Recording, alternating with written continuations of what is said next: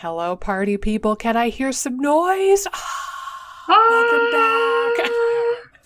Good job, Amy.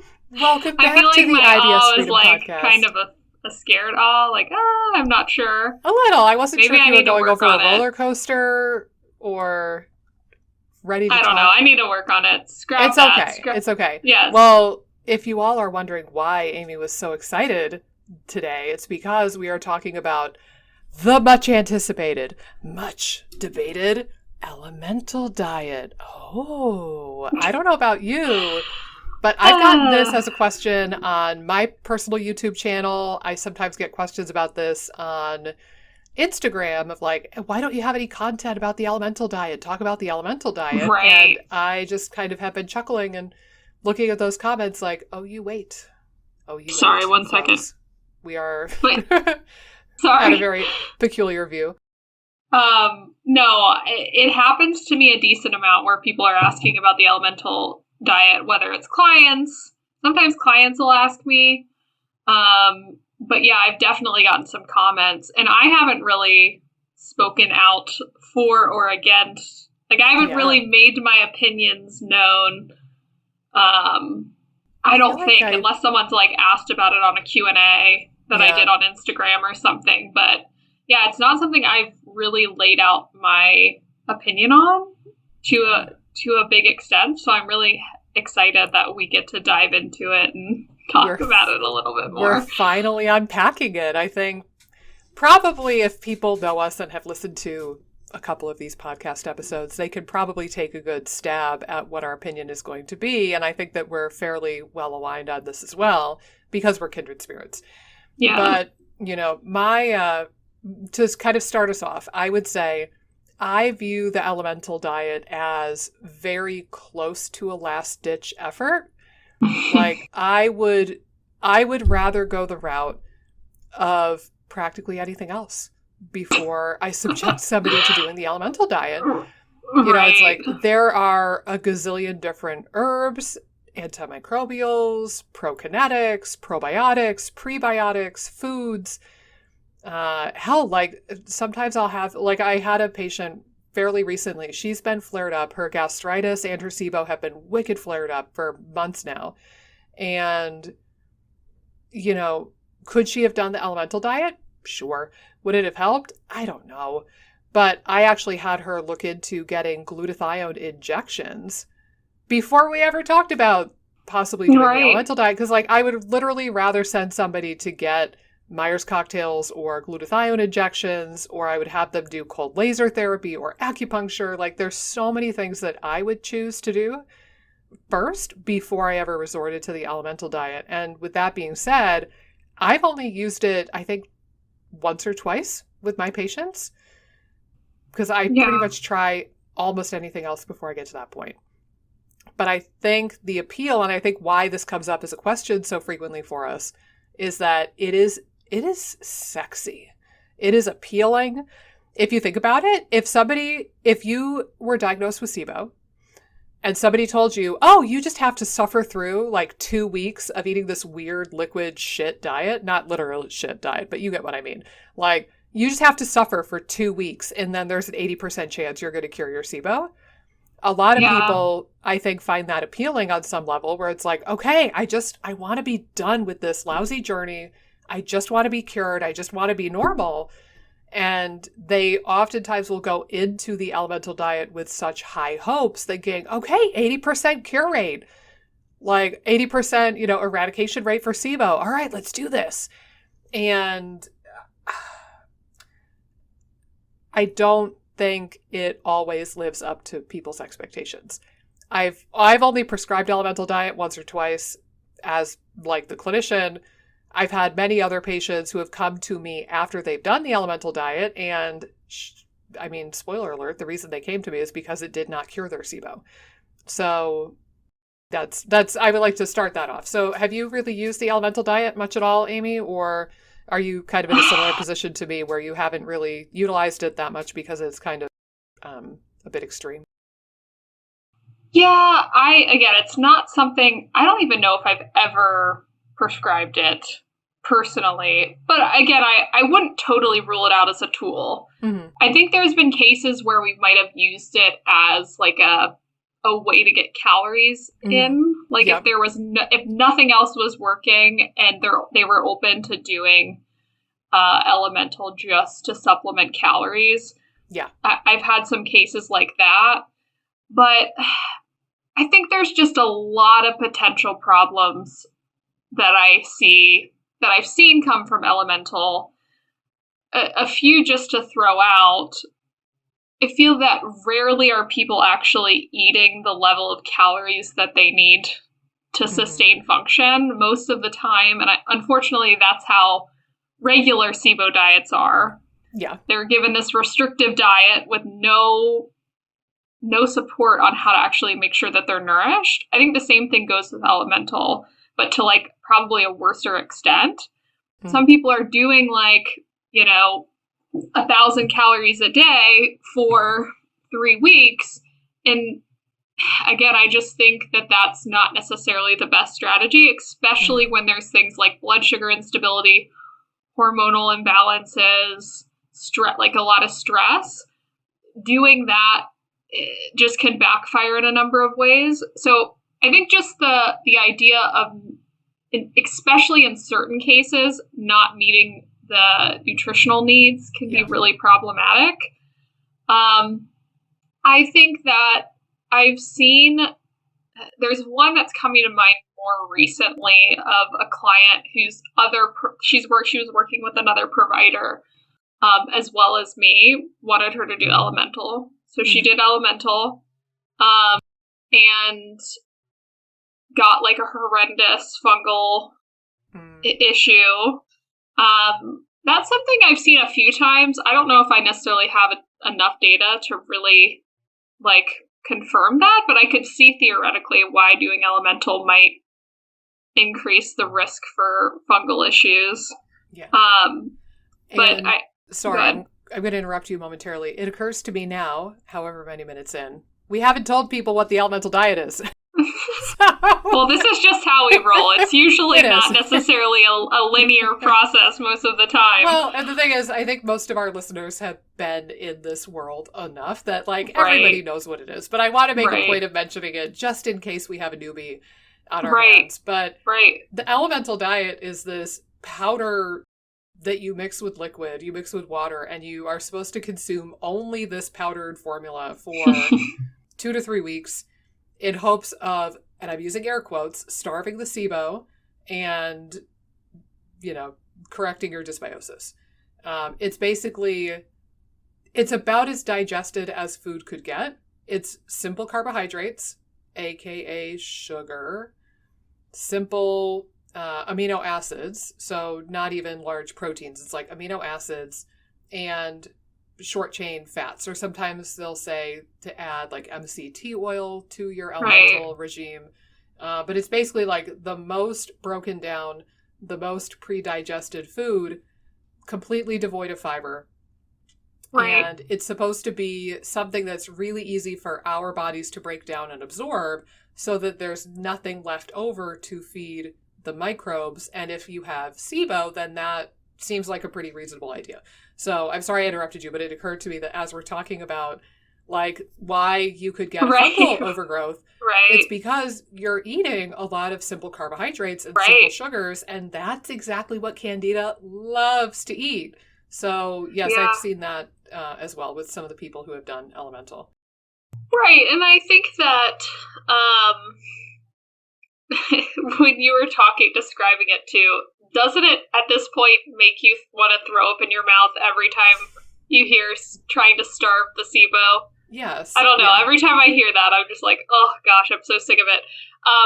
But I think that, from an elemental standpoint too, like with thinking of starving the SIBO out, with some of the newer research as we're mapping the microbiome too, it's like if SIBO is more related or has a lot of underlying, it is based more in dysbiosis versus like an overabundance.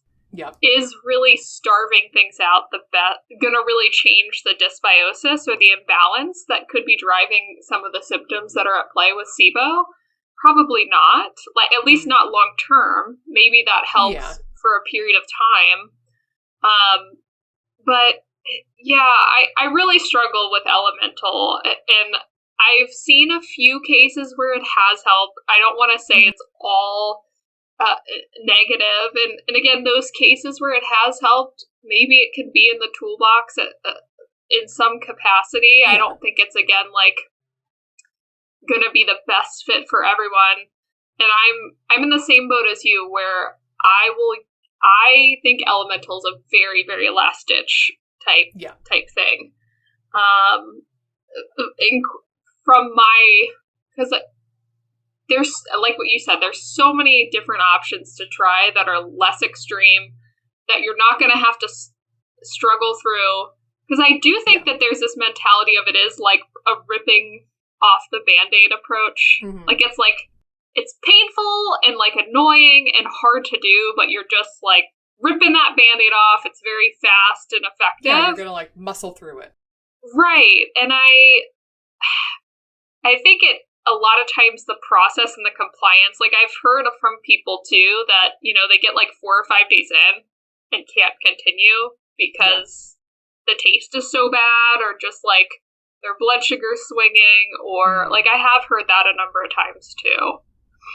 Yeah. So sometimes it, like, seems great on the surface too, even from like a ripping your Band-Aid off type of mentality. But I do also think that compliance wise, people are less compliant on elemental than other forms of clearing from a SIBO standpoint.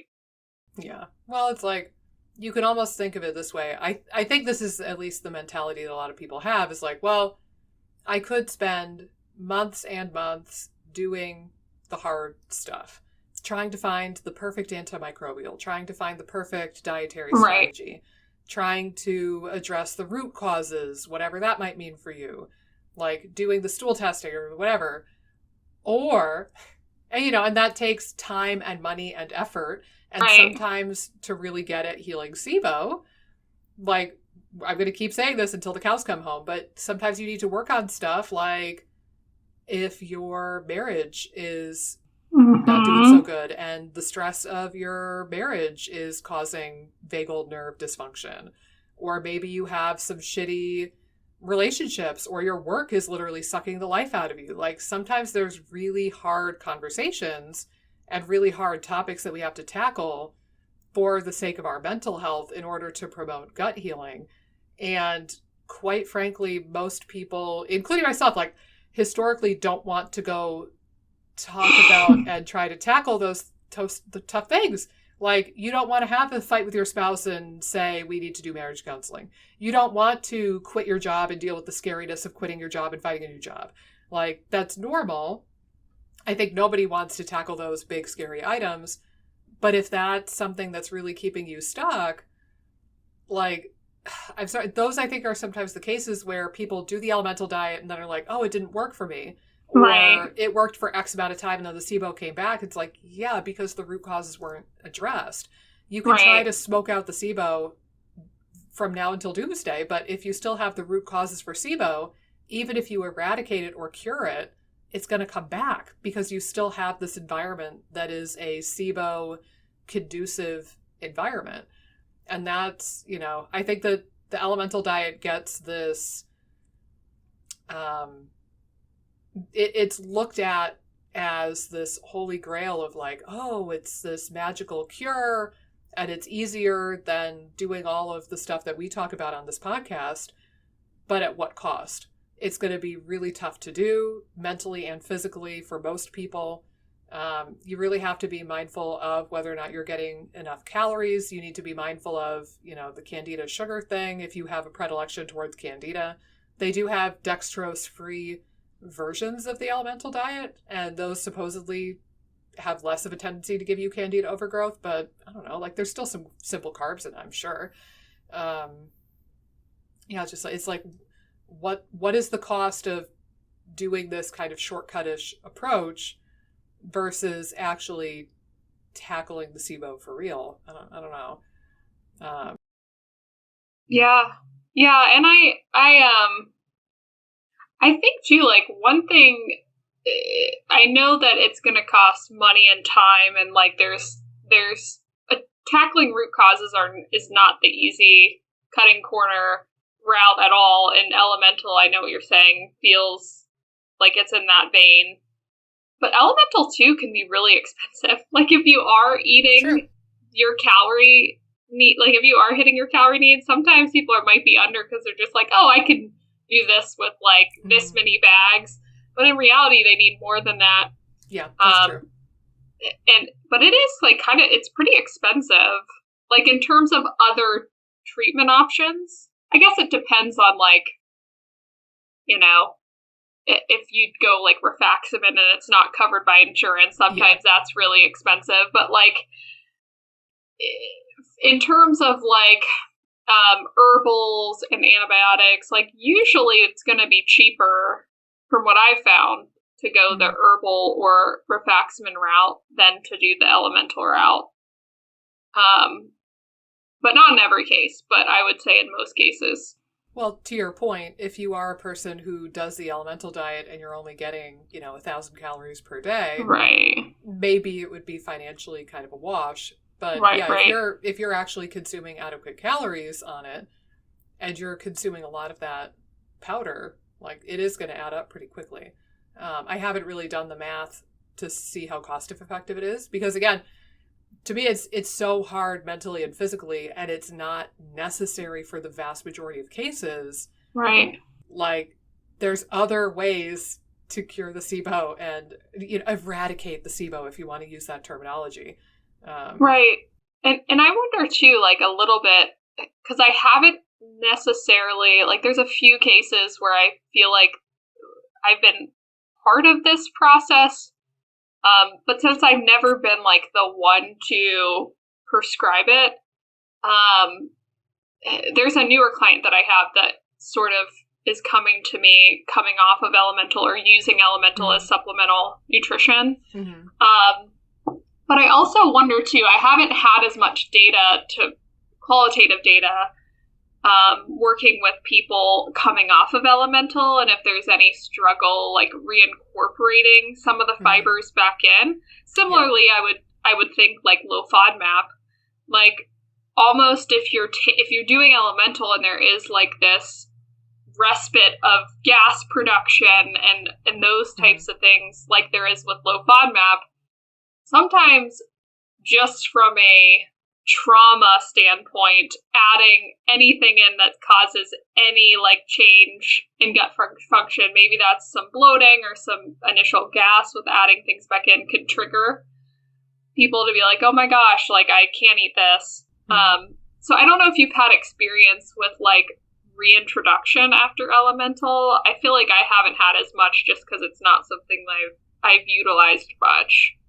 Yeah, similarly, I haven't really used it that much. Actually, I can talk about the 2 times that I thought it was appropriate. There was one lady, this was years ago. She had fibromyalgia, chronic fatigue syndrome, diagnosed her with SIBO. And funny enough, at the time, I was still admittedly a little bit new to the world of SIBO. I had her do some antimicrobials and I had her do low FODMAP for a period of time.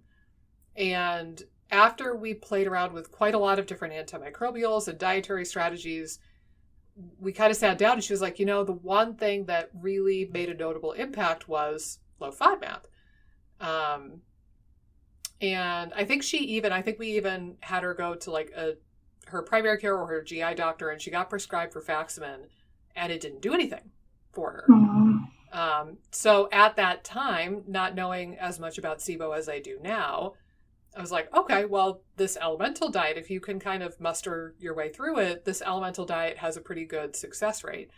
And with her, funny enough, low FODMAP did help her, but the elemental diet really didn't. I forget how much she got through if she did the full couple weeks, but she ended up circling back. She was like, yeah, it didn't really help much at all, and it was really hard to do. So it's interesting because I almost see it on a spectrum, kind of like what we talked about recently with the carnivore diet, is like there are SIBO starvation diets where, you could just do, what is it, like the Cedar Sinai low fermentation diet.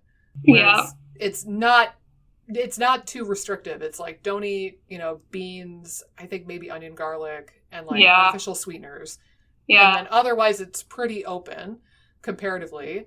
Or and then continuing on the spectrum of restricting for the sake of quote unquote starving the microbes, you could go up to like SCD or low FODMAP, and then you could get up to one of those combo diets of like SCD and FODMAP put together, or biphasic or whatever it might be. And then like the ultimate bug starvation diet ends up being either carnivore, where it's completely devoid of fiber, or elemental diet. So it's kind of on that spectrum. I'm sorry, I kind of lost track of my own brain going on that. I forget what the original point was to that statement. But if you view it that way as kind of a spectrum of like how much you're trying to starve the microbes, it's interesting that patient saw a benefit from low FODMAP, but actually did not feel a benefit doing elemental. Because you would think that if low FODMAP was helpful, you would think that elemental would be helpful as well. So that was one case. The other case actually, where I thought that it was appropriate to use elemental, it's funny because I recommended it and she ended up not doing it. Briefly, a number of years ago, I worked with a patient who was newly diagnosed with myasthenia gravis. And she was having a hard time swallowing and just taking in calories and taking in nourishment. And I forget what it was about her health history, but I believe I had some inkling that she might have SIBO on top of everything else. And I think she had just come back from the hospital. I did a house visit. Like I normally don't do house calls, but the family didn't know what to do. She was too weak to come into my office. And I ended up recommending the elemental diet. And I don't know what exactly transpired, but she ended up not doing it and not continuing to work with me. So I don't really have any other background on that. But at that time, I was like, if the only thing you can consume right now is liquids and you're having a hard time swallowing and we're just trying to get calories in you and there's some question mark of maybe SIBO as part of this puzzle for you, then let's have you kind of do a reset of sorts for at least a couple of days and see if that decreases your inflammatory load to a point where you start to feel better and we can gain some momentum. But other than those two cases, I don't think I've ever recommended elemental other than those two cases. The one was pretty extreme.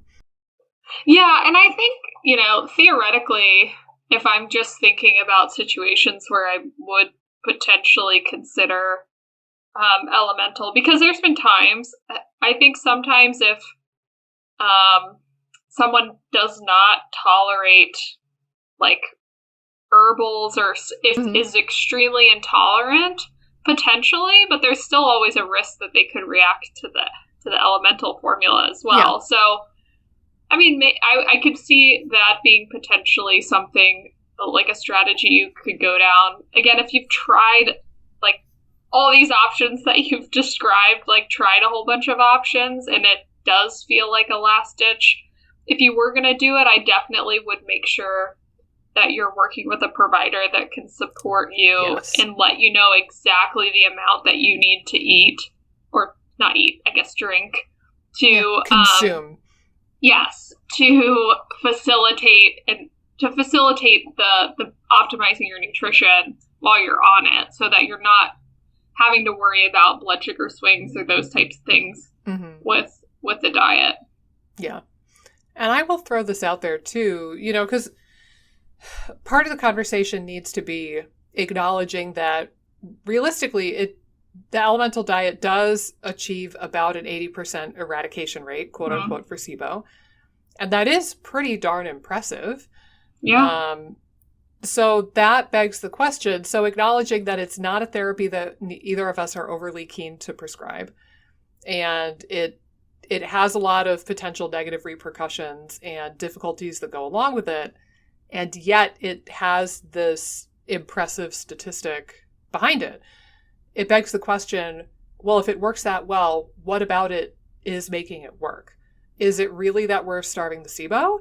Mm-hmm. Or is there something else to it than that? And I personally feel like there's probably some effect that's coming from starving the SIBO, or at the very minimum, reducing gas production, Right. or eliminating gas production and allowing the gut and the nerves and the tissues to heal.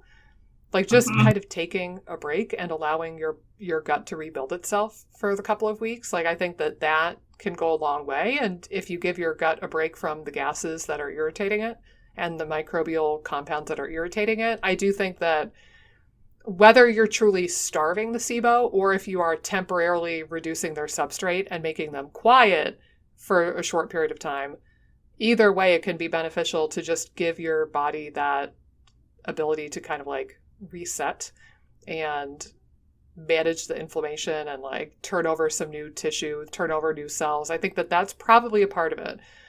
I also wonder, because most people, when they do elemental, end up being very calorie low, I wonder if some of it is Mm-hmm. that we're tapping into things like autophagy and mTOR Yeah. and regulation of the immune system and regulation of the tissues, because we're basically getting a fasting mimicking effect. Right. So like, Right. Prolon and the fasting mimicking diet stuff, now we're realizing that you can tap into a lot of that physiology of fasting and you can get the anti-inflammatory benefit and the autophagy benefit without actually fully starving yourself. You can eat, Right. I forget what it is with Prolon, but it's like 500 to 700 calories a day, and you can still get a lot of the effectiveness of a true water fast. I wonder if a lot of people doing elemental are getting kind of like fasting physiology to kick in, Mm-hmm. and they're regulating or downregulating inflammation and downregulating mTOR because of the autophagy and the cellular turnover and the healing from the calorie deprivation. Right. I don't know. That's a personal theory of mine. I don't think that's ever been researched or proven or disproven, but I really wonder if a lot of it is tapping into the physiology of the fasted state or the calorie Yeah. deprivation state. And I think that that's a really good hypothesis. And I think you're right, too, about when you're removing fibers, that's going to decrease the gas and sort of take the burden off the gut lining a bit so that it can allow for some healing to begin. And I think the fasting situation's interesting because I find, too, and fasting can be and maybe that's a part of it as well, like the nutritional state and the state of the person prior to going on elemental. Like, what's the state of their nutrition? What's the state of their like blood sugar? What's the state of their stress response?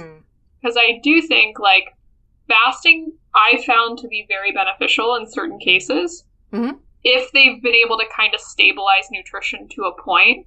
Yeah.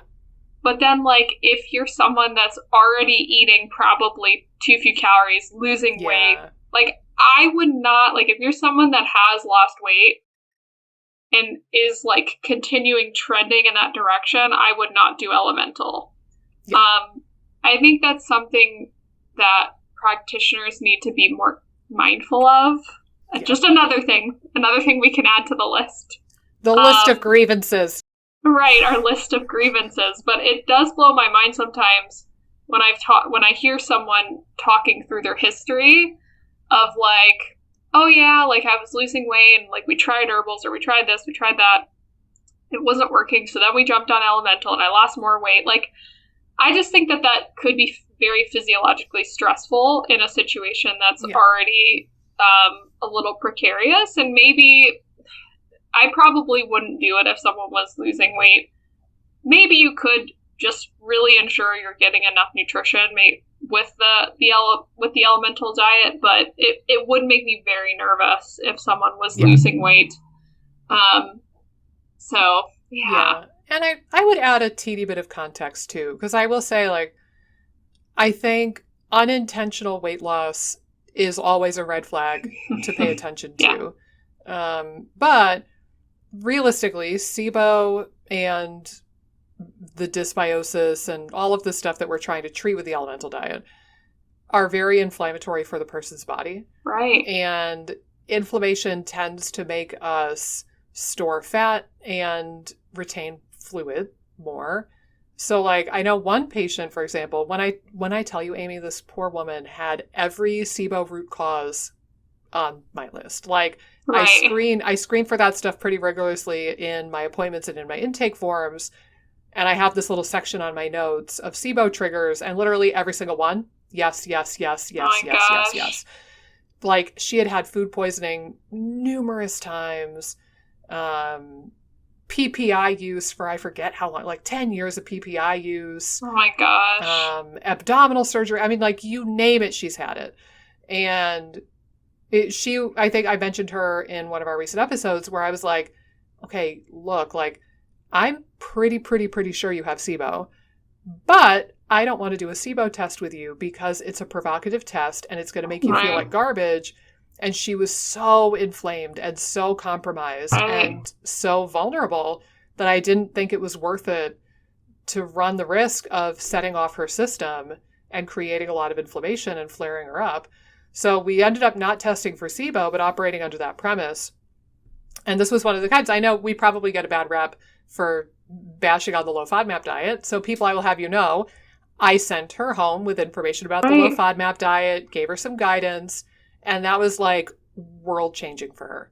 Yeah. And one of the things that happened over the course of a month or two was that she lost like 30 pounds. And since she was overweight, it was a great thing. Like she was really happy about it.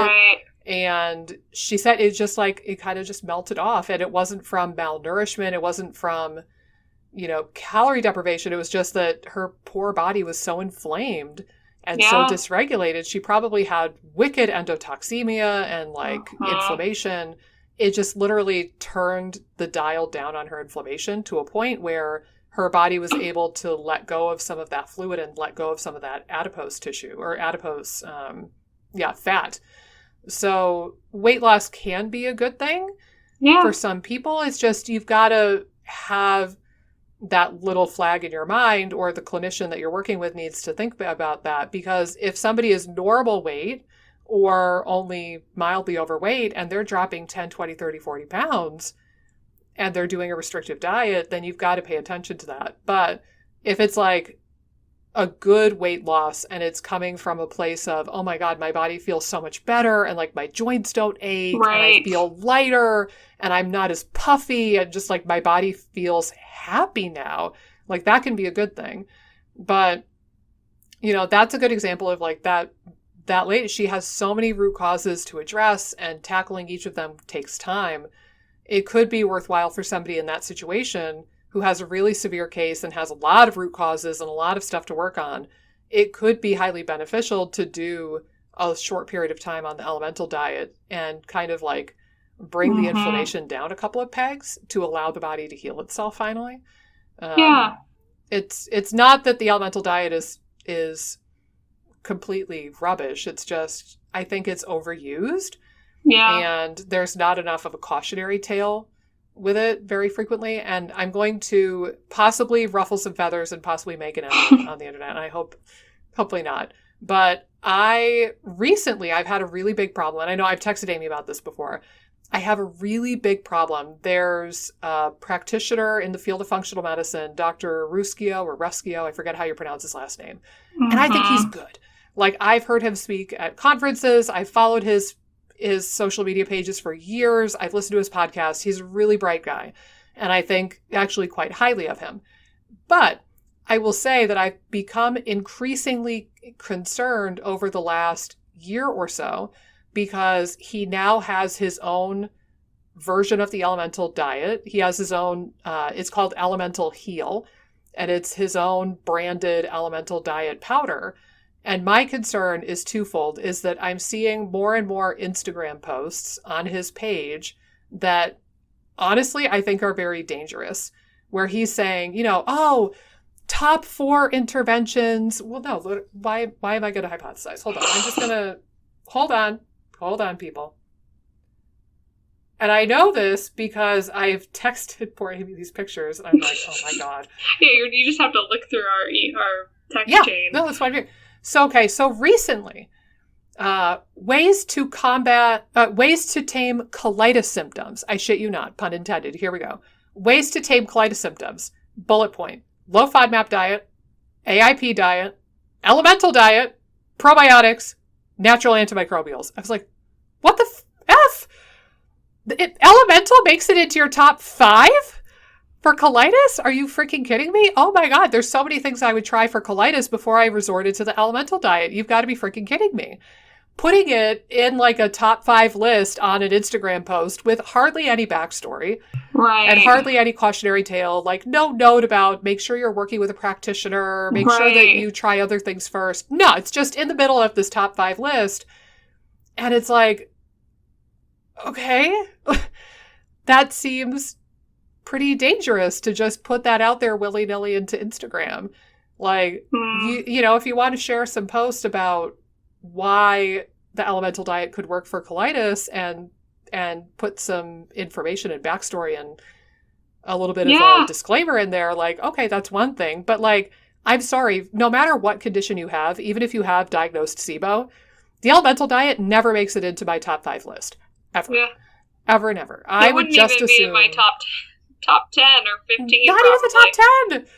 And that's for SIBO, which has the strongest research probably for the elemental diet. And then similarly, also fairly recently, helpful treatment for Crohn's disease. Same thing, Dr. Ruscio's Instagram account. At bullet point, follow a paleo, autoimmune paleo, or low FODMAP diet. Bullet point number 2, try an elemental diet. I was like, really? It makes it into your top 4 for Crohn's and your top 5 for colitis? How? Other than the only thing I can think of is that, you know, and I want to give him the benefit of the doubt. I'm not saying this is guaranteed to be true. I just feel like he is promoting the elemental diet more and in a very fast and loose manner now that he has an elemental product to sell you. And I've heard good things about Elemental Heal. I've heard that it doesn't taste nearly as wretched as some of the other products. And it's not that I have a problem with him developing his own elemental formula. I think that it's actually filling a niche that's useful. But when I see random Instagram ads, like I've seen ads on my Instagram feed, oh, reset your gut with Elemental Heal. It's like, why are you marketing that to a lay audience who has no fucking idea what this is used for? Like, no, you shouldn't be running ads at all, period, for the elemental diet, in my opinion. It is a medical therapy. It's right up there. Like, if you saw an Instagram ad for Prilosec, wouldn't that piss you off? You'd be like, oh my God, this is like something I need to talk to my doctor about. It's right up there with that. Like, this is a very extreme, very hard to do, challenging therapy. It's a medical therapy that has real risks and benefits, and there are diagnoses where it's appropriate and diagnoses where it is not appropriate. But telling a lay audience on Instagram that they can reset their gut with an elemental diet is absolutely absurd and dangerous. And telling people on Instagram that this therapy makes it into the top 4 or the top 5 things that you could try for Crohn's or colitis or SIBO, I think is also very dangerous and shitty. Because it's like, well, again, there's so many other things you could do before you resort to the elemental diet. I really have a problem with this. And again, I really like Dr. Ruscio's stuff. I think he's actually really bright. I'm glad that he made a better tasting product that doesn't suck like some of the other products. But I'm really getting increasingly uncomfortable with how willing he is to promote this product in a very fast and loose manner and not necessarily encourage people to like only use this under the supervision of a doctor or a nutritionist or a dietitian and like make sure you keep an eye out for this, this, and this. Like, I think there's not enough disclaimer, and it just makes me uncomfortable and scared. Yeah, no, I think your concerns are very valid. And again, I've liked Dr. Ruscio's stuff too.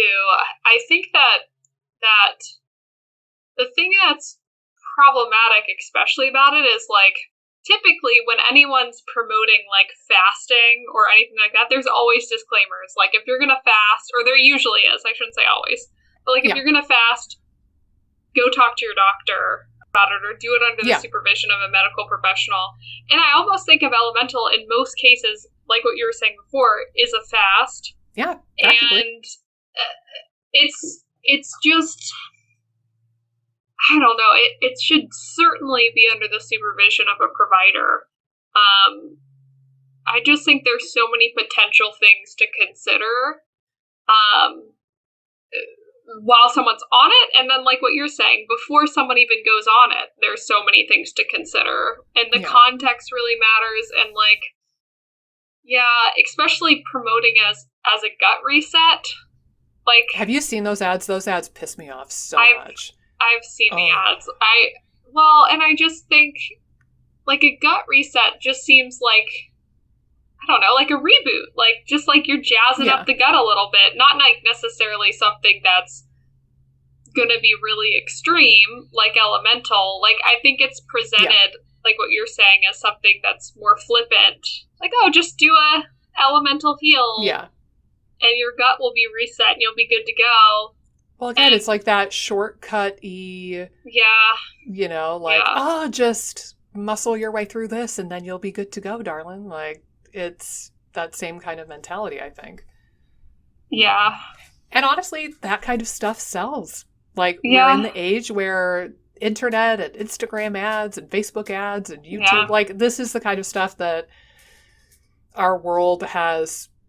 This is the direction the world is going, is like you see ads for everything. I mean, God, like I see ads on Instagram and Facebook and YouTube for everything from online courses to business coaching to an elemental diet to stool tests to, I don't know, like do anything you've said that your phone has heard. We were just talking about that again the other night, and we were like, "Oh, the phone is definitely listening to us." So creepy. I don't like it. You could mention toasters, and then the next day you're going to have an ad for a toaster on your Amazon account, right? It's again, I think that the theme for this episode is: can the elemental diet work? Absolutely. Is it something that people should be doing on a regular basis? No, I think it really, really, really needs to be treated with respect, and you need to make an effort to try a lot of other things before you get to that point. Well, okay, I'll throw this out there, actually. It's a little bit analogous to the gastric bypass. So for those of you who don't know, my mom had a Roux-en-Y gastric bypass in 2008. Very invasive procedure. Her intestines and her stomach were chopped up to bits. But she was morbidly obese.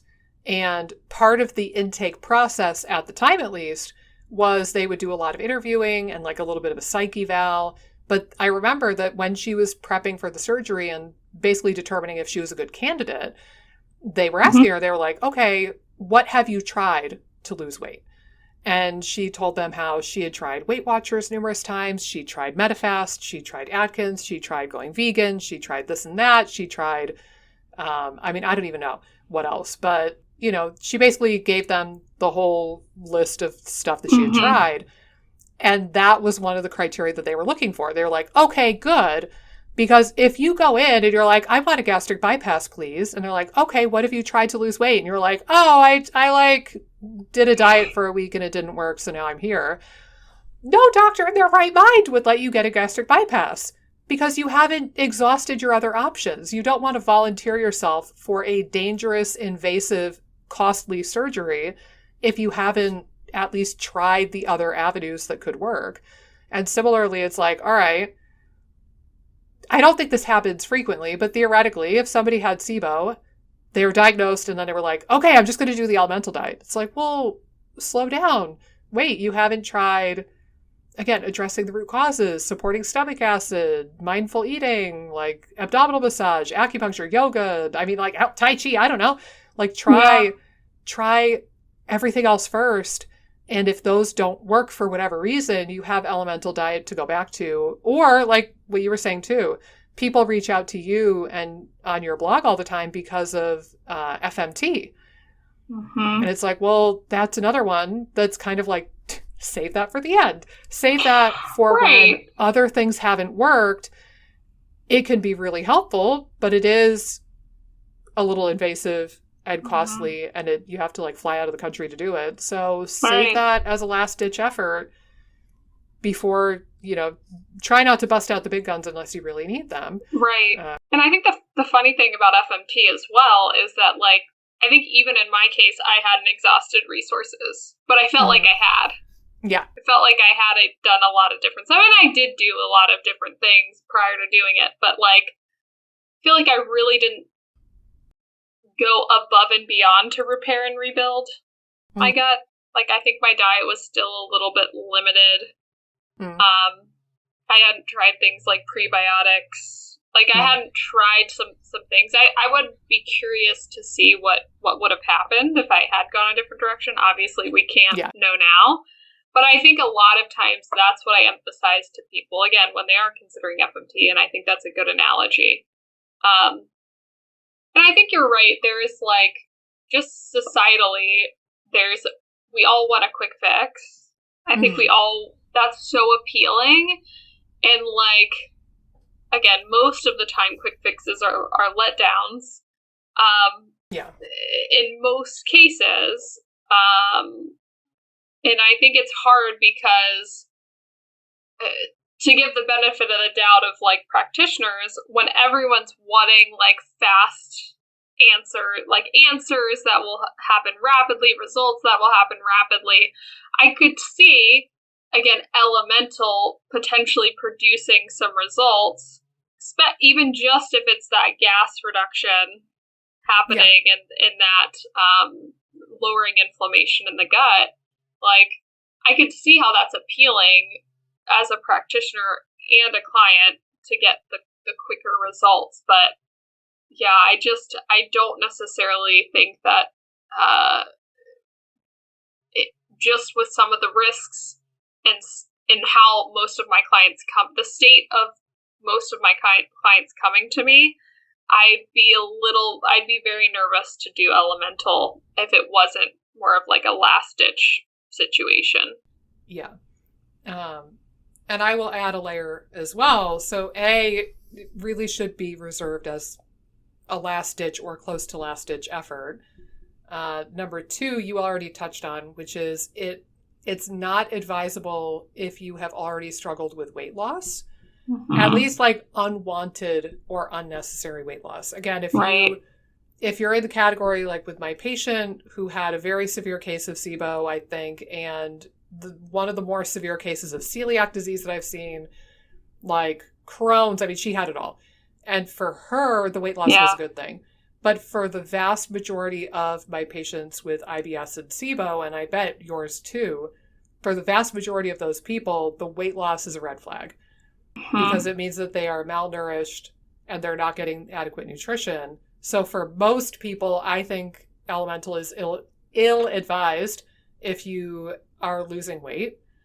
Also, I would say if you struggle with disordered eating, like if you already have body kind of issues, like I was telling Amy recently, I started working with this young girl and she's got all sorts of stuff coming up of like disordered eating, mindset and behavior and patterns. And she works out like a crazy person, like 5 hours a day.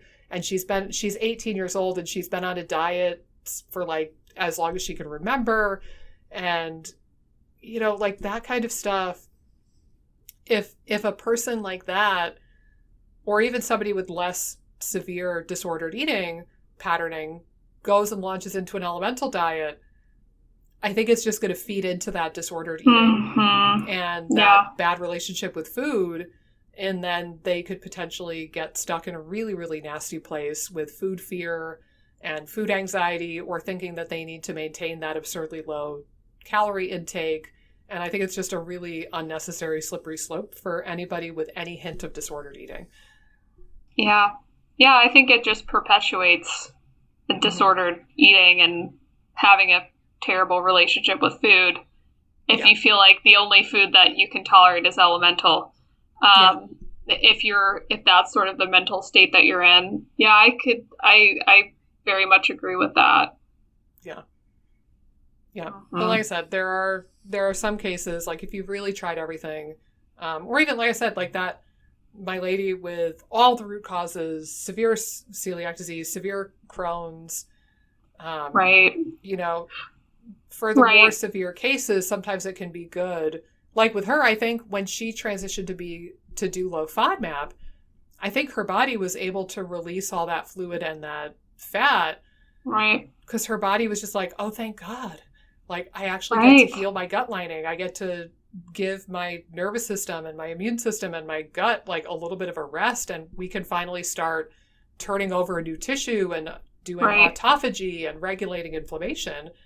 Like, it needed a break from constantly being bombarded by bacterial gases and bacterial end products and Right. endotoxin. So, elemental could achieve that for some people as well.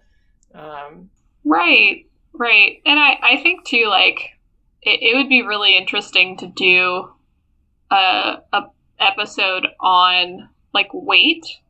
Like I've had, there's a percentage of my clients that do have like weight gain or like an inability to lose weight.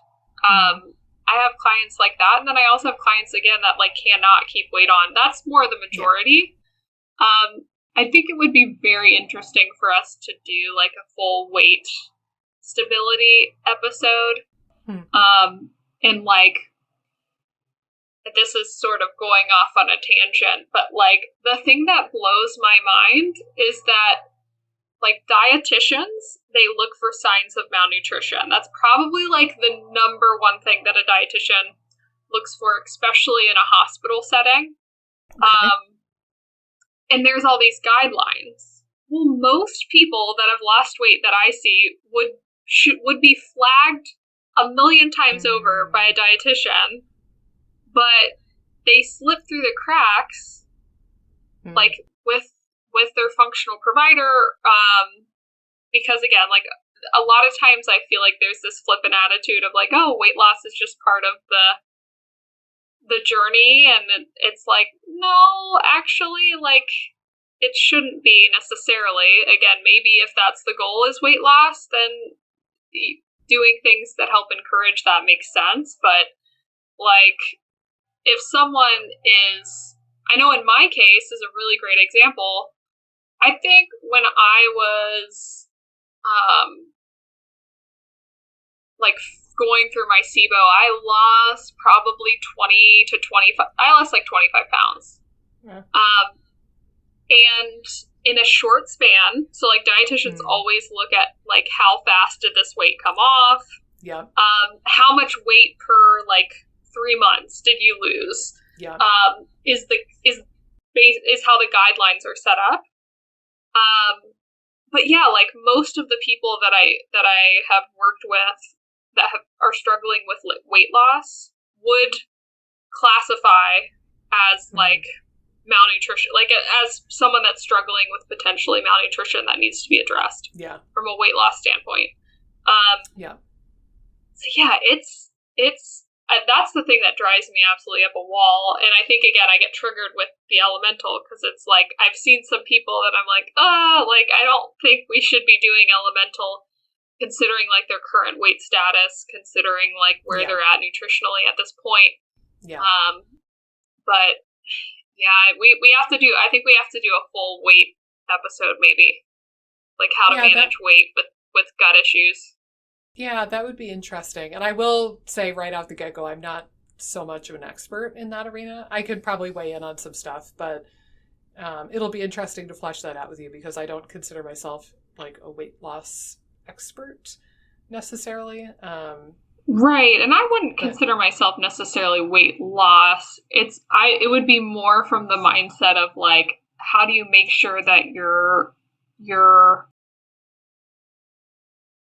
staying within like your ideal weight range and what to think about if you're losing weight, how to maintain that, how do you like kind of maintain your weight and build weight back on. I just don't think it's really discussed a lot, and it's such a big issue in the SIBO space especially, but any sort of gut issues where they're restricting, sometimes there can be some absorption issues, but I haven't seen that to be the main thing that I'm seeing. Like sometimes people are like, oh, I'm just not absorbing. And I'm like, well, let's look at your calories. And it's like, People 1,400 super calories. common. What do you say? Like, people think it's super common. Like, I Yeah. can't tell you the number of patients who have come in telling me that they have malabsorption, and then we run some labs, and I'm like, no, you don't have malabsorption. Yeah. Like, this, and this are normal. These would be, these labs would be out of whack if you did have bona fide malnutrition, or malabsorption, rather. Right. Maldigestion or malnutrition, sure, but yeah, it's hard to, I think our ability to assess calorie need and whether or not we're matching that is really not super well tuned. Like, I just had a patient recently, I think I told you about him, that he, as part of his IBS story, he's lost weight and he wants to put on weight. And I just had him use Chronometer for like a couple of days just to like get a rough estimate on calories. And he discovered he was not eating enough calories, which he did not realize. He started eating more calories, and he already, within the span of like a week or two, he already told me, I'm eating more calories and my energy has improved so much. Right. There you go. I know. Yeah. And I think he gained like a pound or Yeah. 2 or something. Yeah. And I think like part of the problem is that we live in such a thin-centric culture that's very much like promoting low calorie. So I think anytime someone is losing weight, the doctors are going to be less concerned than if someone's gaining weight, which I think's kind of effed up. I don't think that that's necessarily the way it should be. I think that that's just not the way that our medical system should be set up. But I think in general, because weight loss is celebrated in our culture, it makes it really weird, like a weird issue that flies under the radar. And again, I think it'd be a really fun episode to do. Yeah, we'll put that on the schedule, my dear. Ooh, yes. We'll pencil it in. Oh, yes. I love this. I love this. Yeah. Well, all right. Let's see. So, things that I wanted to accomplish on today's episode.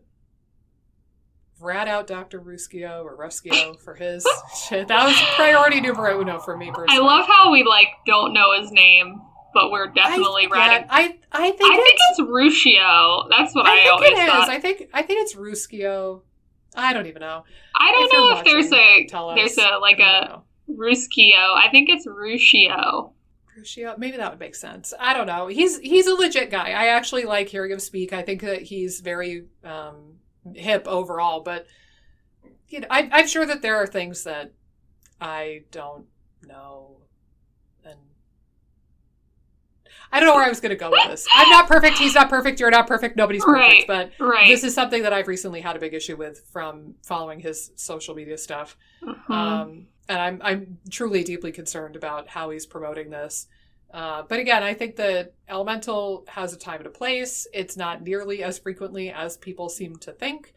I see a lot of dialogue about Elemental diets on, Facebook forums. I see it talked about a lot in SIBO clinician forums. I really think it's overused. Probably, I would even argue 90% of people who have tried the Elemental diet probably should never have done the Elemental diet. I think it's I'd probably concur to that degree.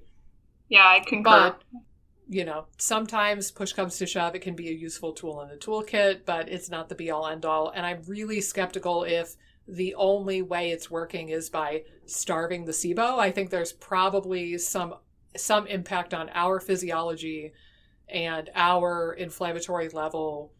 Right. That, I would love to see a study. Look, I should have been a researcher in another life. I know. Okay. Take people with confirmed SIBO, break them up into groups. One group does the Elemental diet in kind of the normal willy-nilly fashion, where it's severely calorically restricted and calorically inadequate. Another group does the Elemental diet, but they actually consume enough calories, and they're monitored by dietitians or something. Right. And then, I don't know, we could have like a control group. But I would be really interested to see like measurements of inflammation, like C-reactive protein, Yeah. glyce A, reverse T3, ferritin.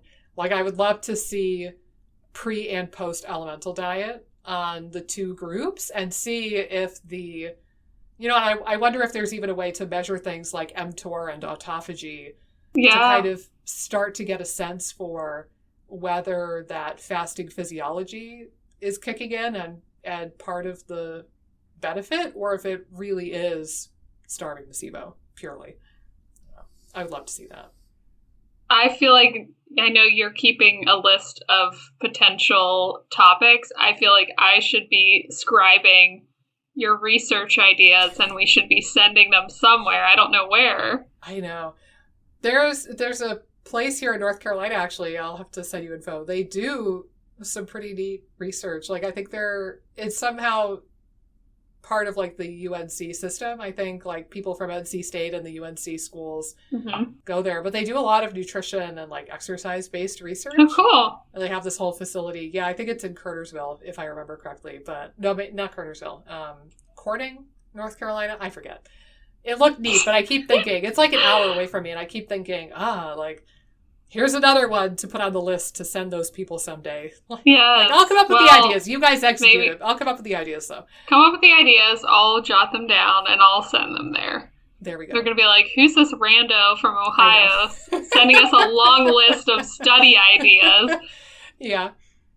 Oh my gosh. That's all right, Amy. We're gonna be big and famous superstars someday when the world learns about the IBS Freedom Podcast. And they will come to us. Then they'll listen to our demands. And until then, we'll just talk amongst ourselves and have a grand time doing it. Excellent. That's what I like to hear. Yeah. Can you think of anything else that we should be talking about with regards to the elemental diet, or do you think we hit all the high notes that we intended to hit? I think we hit the high notes. I can't think of anything else. Yeah. So, useful tool, horrendously overutilized and overprescribed. Be really careful. Please, for the love of God, don't do the elemental diet if you have already experienced unwanted weight loss or unintentional weight loss, or if you have any sort of inkling of disordered eating. And just know that even when you feel like you've exhausted all the options, there are probably numerous other things that you could try. It's just a matter of sometimes just getting another opinion, getting another perspective, or having the guidance to, find those other things that you could do. But if you do decide to do the elemental diet, please don't just buy it from an Instagram ad and do it yourself. Even if you buy the stuff from the Instagram ad, again, that stuff supposedly tastes better than the other formulas. Even if you do the Elemental Heal formula, please, please, please work with a nutritionist or a dietitian or somebody who actually knows what they're doing, and make sure that you're weighing yourself regularly and you're checking in on your blood sugar and, how your body is coping with it, because it is really tough to do, both mentally and physiologically. So just be careful, please, people. That's, I think, as good of a closing remark as I can come up with. Aside from, people, you know the drill, but I'll tell you anyway. This is, of course, the IBS Freedom Podcast. And if you could share it with people who have IBS or SIBO, I like the little top hat tip that you did there.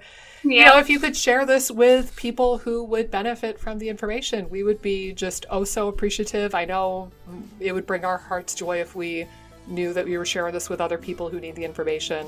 If you're on iTunes, we would deeply appreciate a 5-star review or rank it, whatever they call it. Yeah, 5-star review. If you're on YouTube, click like, subscribe, drop a comment down below. We do collect comments and questions via email for our Q&A episodes, which we do sporadically when we feel like it. I don't know what else to tell you. And you can reach out to us on the Instagram at ibs.freedom.podcast. Correct. And our Gmail email address is ibsfreedompod@gmail.com. Again, we will occasionally go through there and look for questions for the Q&A episodes. But guys, I think that is about a wrap. We will see you in the next episode on the IBS Freedom Podcast.